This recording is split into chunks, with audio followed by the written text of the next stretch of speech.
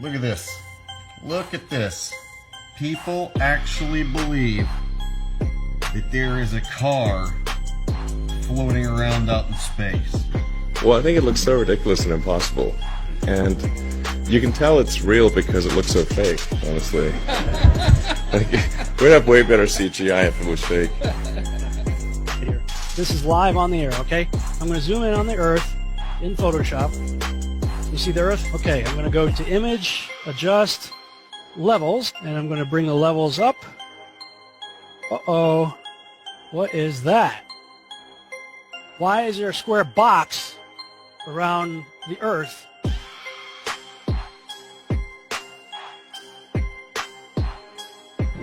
It is Photoshop, but it's has to be. It is Photoshop, but it's has to be. It is the world that has been pulled over your eyes to blind you from the truth. What truth? That you are a slave, Neo.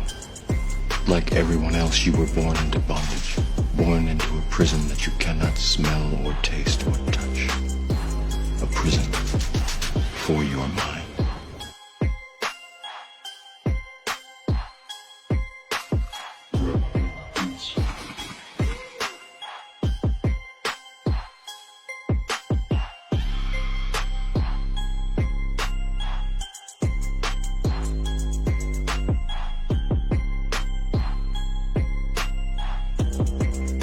So let's use this model of the Earth. And let's enlist the help of a friend, Taxi. You might know her. Next segment, I'm going to show you how NASA grabs objects in 3D space, rotates them around, manipulates them. They can do this with water, with cloth, anything. And the cool thing about it is we can take what they're doing, what they're seeing with their contact virtual reality augmented lenses and put that on a separate video layer live.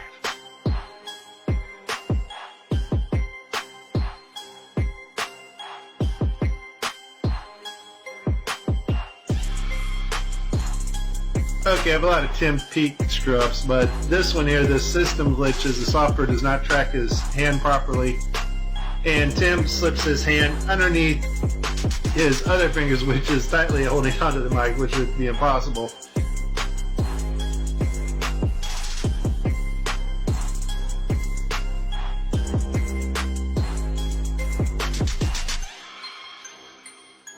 You can tell it's real because it looks so fake, honestly. Like, we'd have way better CGI if it was fake.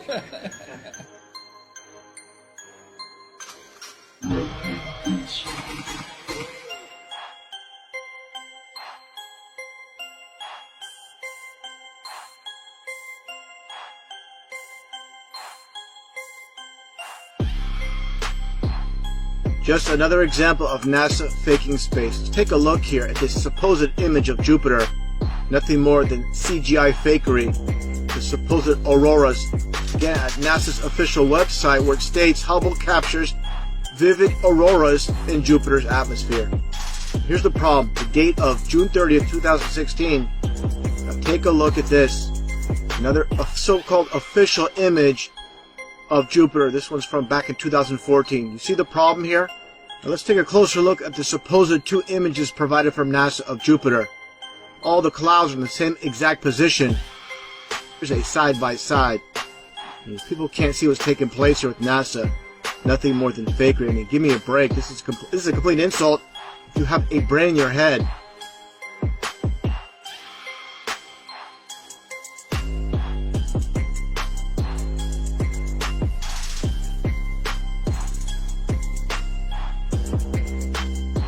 Like you're in a studio, maybe in Omaha, Nebraska or something. The shot is so clear. Is this a hoax? Are you really in space still? I don't know. We're going to have to do something for you.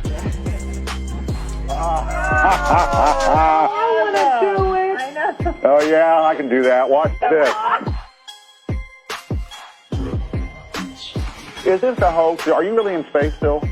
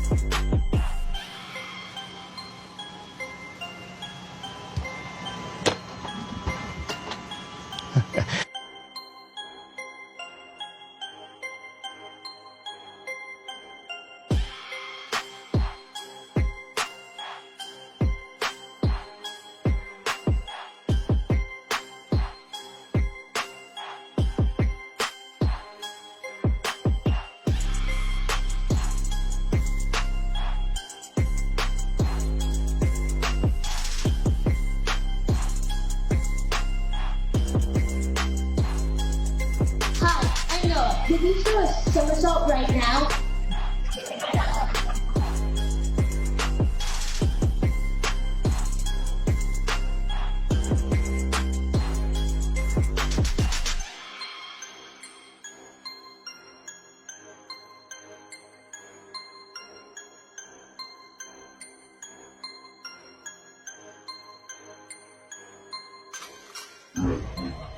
Is this a hoax? Are you really in space still?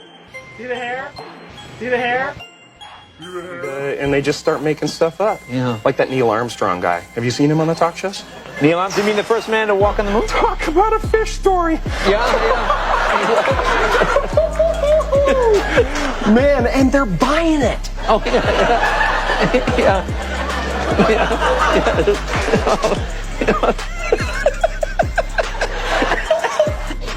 So many times during spacewalks outside the International Space Station, we can see air bubbles rising up. Can you touch on how there are air bubbles in space? Can you be more specific? Air bubbles?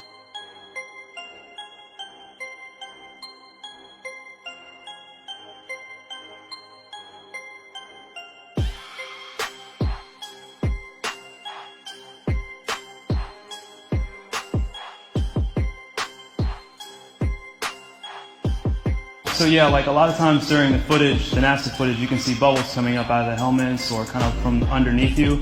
How do you explain bubbles in space? Yeah, I'm not sure exactly what you're talking about. Now sometimes you get water in the helmet, and it comes either from sweat or from the cooling garments, and that's generally what that is. I've never seen any kind of air bubble anywhere. Could it be that you're filming in an underwater pool and you're not really out there?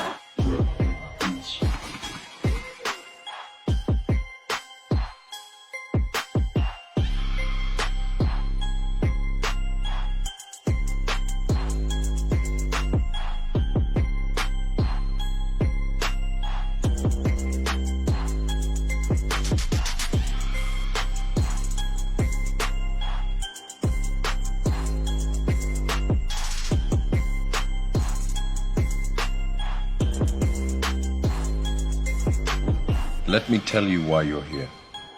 You're here because you know something. What you know you can't explain, but you feel it. You felt it your entire life, that there's something wrong with the world. You don't know what it is, but it's there, like a splinter in your mind, driving you mad. You're a coward and a liar and a thief.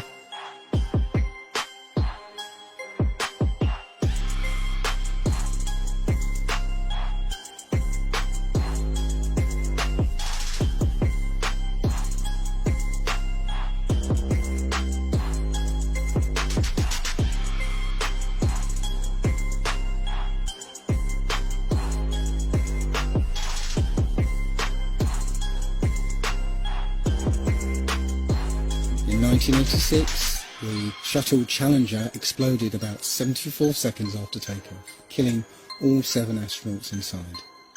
Or did it? It turns out that 6 of the 7 are still alive and kicking today.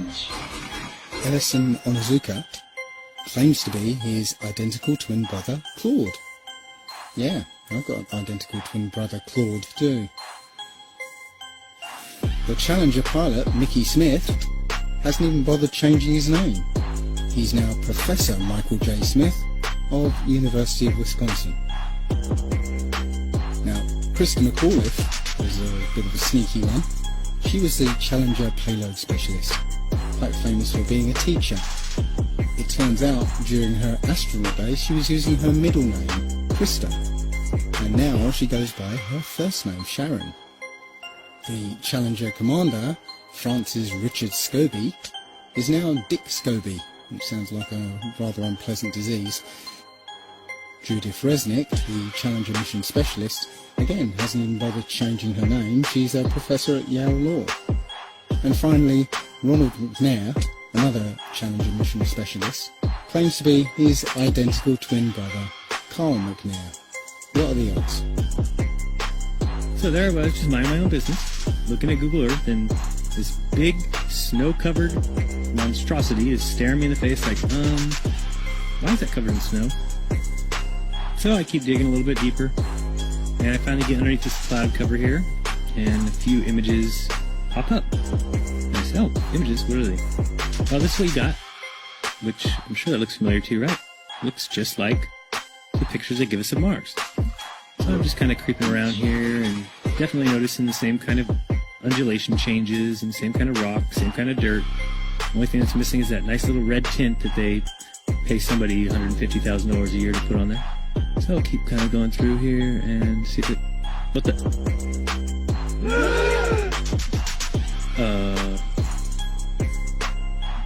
Yeah. So, I got another truck. Oh yeah, it says NASA. What's that say? Mars Project? I think I found out where Mars is, guys. At some point in the future, we're going to look back and say, how did we do it without space?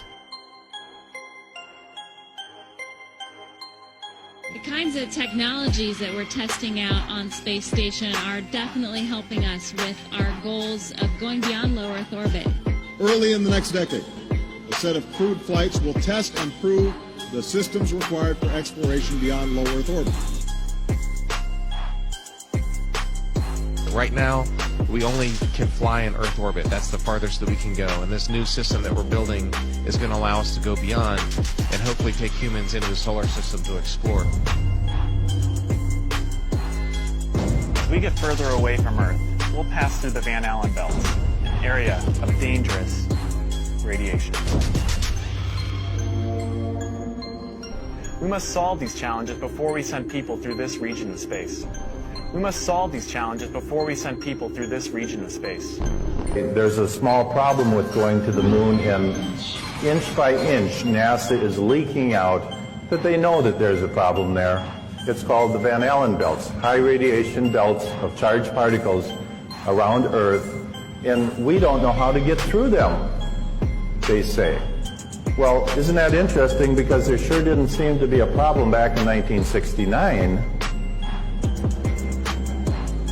The moon landing stopped in 1972 and we haven't been back. We haven't been beyond the Van Allen belts. NASA admitted that it had lost the original footage of man's first steps on the moon. Go to YouTube and watch A Funny Thing Happened on the Way to the Moon. It contains newly discovered evidence, which is part of the missing tapes, of outtakes from the first mission to the moon, of them falsifying a shot of being halfway to the moon. For NASA to come out and say that all the tapes are erased, I mean, it's incredible. Geraldo, this isn't just one tape. This is rooms of tape labeled Apollo 11 moon landing. Someone had to physically go and erase it. It's very challenging to try to prove we landed on the moon, and it shouldn't be challenging. The tape should be there. There should be plenty of evidence. I mean, it's proof right there. This is an official NASA photo of the first Apollo 11 lunar module landing on the moon. I mean, it's right there. This is proof, man. It's the picture's right there. It's landing on the moon. But the only problem I have with this picture is that it's taken from the moon.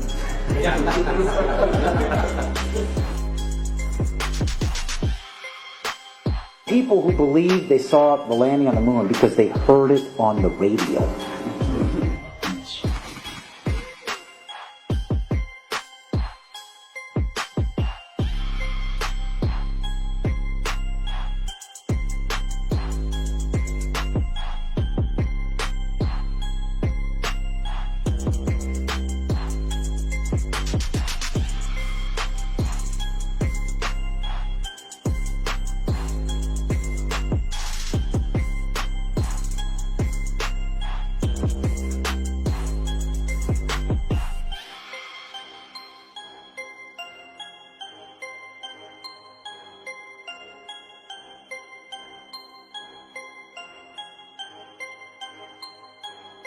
Here's a picture of the INSAT actually being deployed from the spacecraft. Did you see it in the background? There was a guy in the background, man. I'm not kidding you. You can't deny that that's someone in the background. There's a guy moving in the background.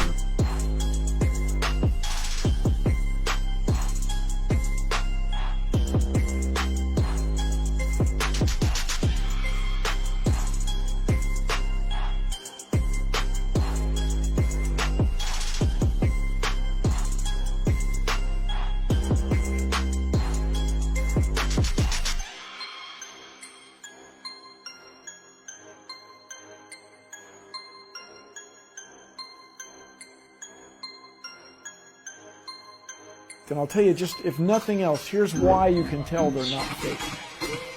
Just to create the paperwork, that amount of paperwork would make faking it prohibitively expensive. No one could afford to generate that much documentation.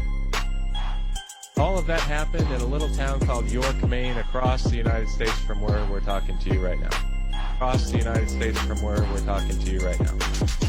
My research of the last year has led me to the conclusion that not even low Earth orbit is possible, that the International Space Station is a hoax, and all manned space travel is fake.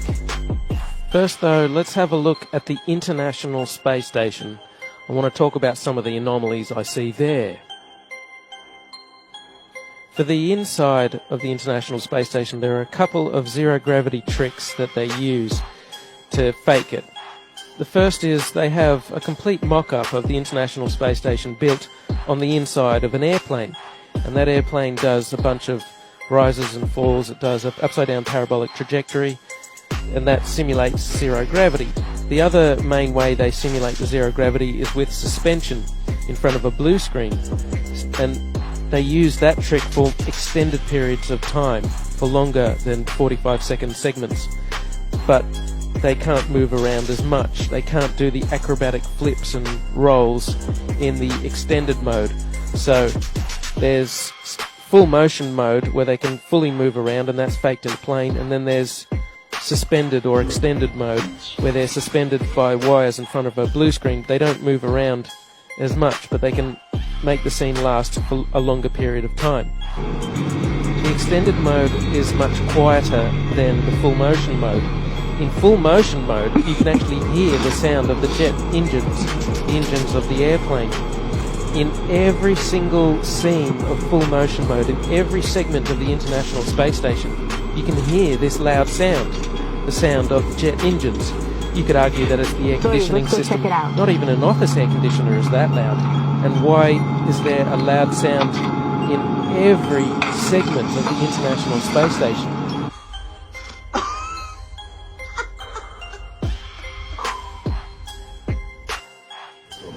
Mr. Armstrong, Bart Sibrel, ABC Digital. Wanted to give you the opportunity to swear on the Bible that you walked on the moon. Will you put your left hand on the Bible and swear to God that you walked on the moon?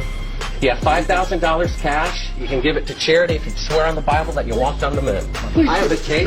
It'd be fine. Why don't you swear to... Why not? Why won't you do it?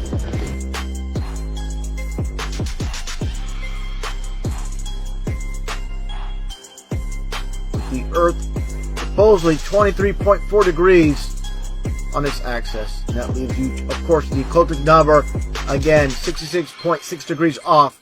Well, Earth is supposedly orbiting around the sun at 66,600 miles an hour.